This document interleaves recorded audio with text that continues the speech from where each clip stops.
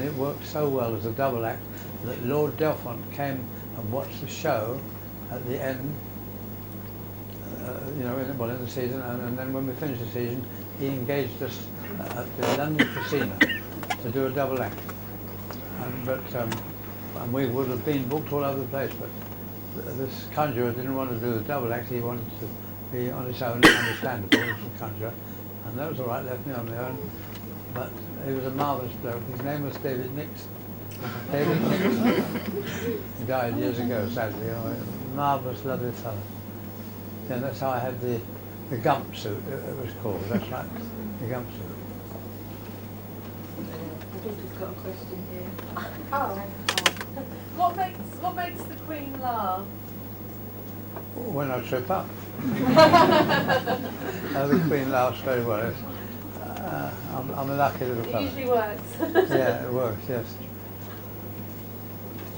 Yeah, excuse me. If you're not the same, I wanted to know, out of your whole career, what is the one thing that you'll never forget in your whole career that you've done, and you'll think to yourself, I'll never forget that, out of your whole career?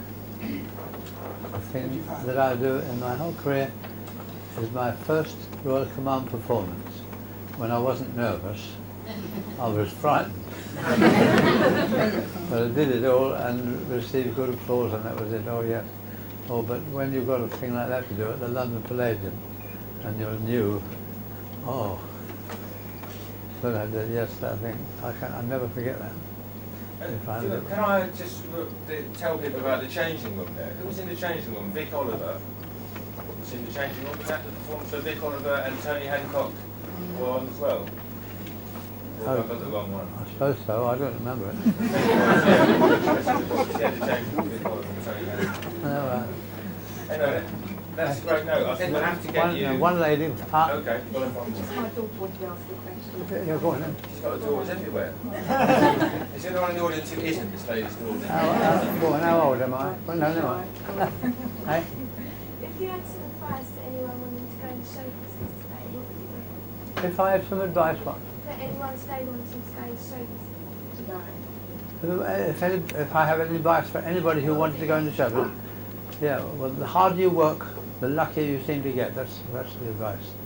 The harder you work, the luckier you seem to get. You keep on, and all that. And I've been very lucky, but I've worked very hard. I used to rehearse for as much as 12 hours a day when I wasn't working and things like that.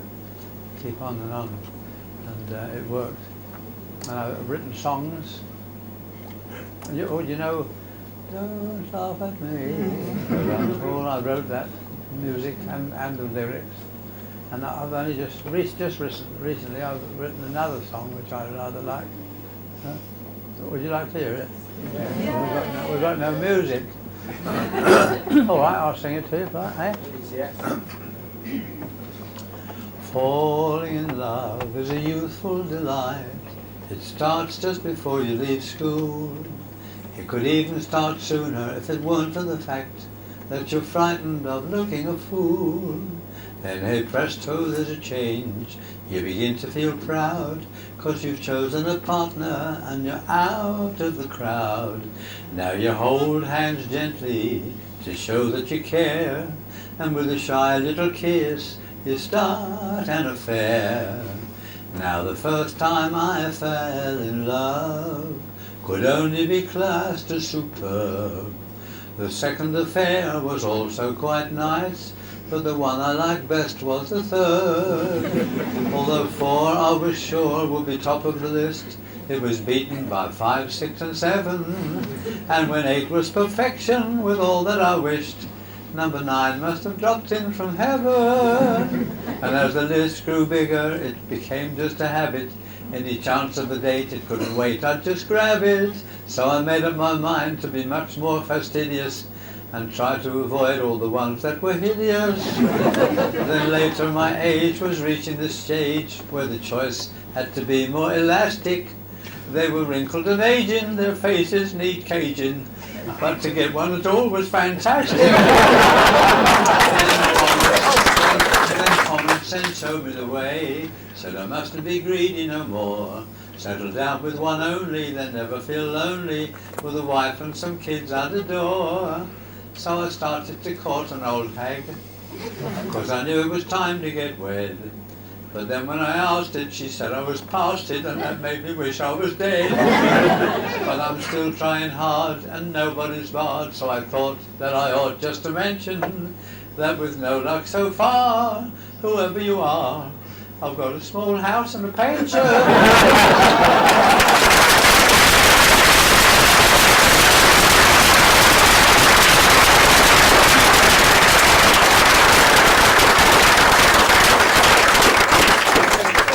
Norman's got a long way to go, and I've kept him far too long. No, another question. Hey? Have you ever been married?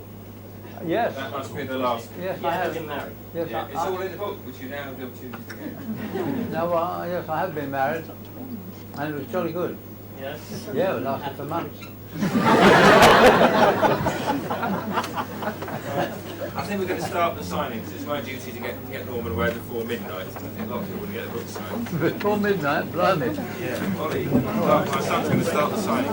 So the books are here. Thank you very much for coming. Thank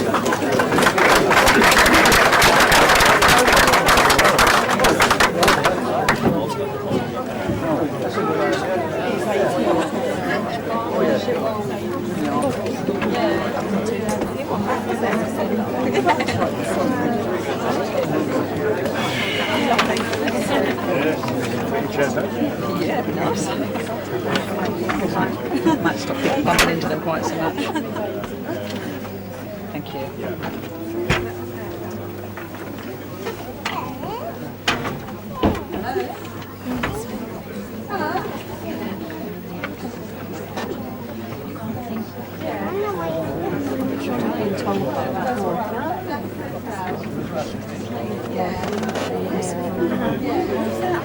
It's all filmed as well. Sometimes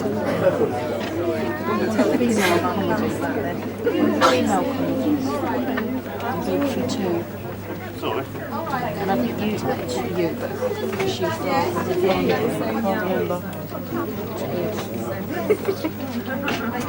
I've got a double. Everyone's hoping to go somewhere, aren't they? You ring for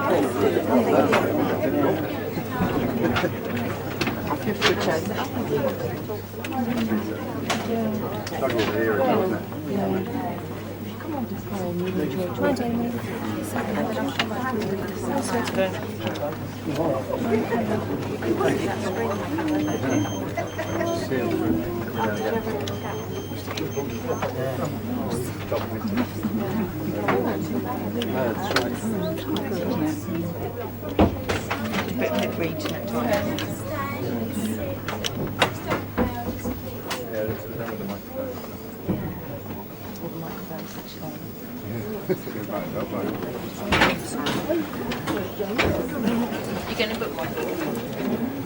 He's got to do something. It's got to be missing. Okay, mate. But yours is on the same. What? Yours is on. Yeah, I know. We'll sort it out. Sort it in post. Exactly.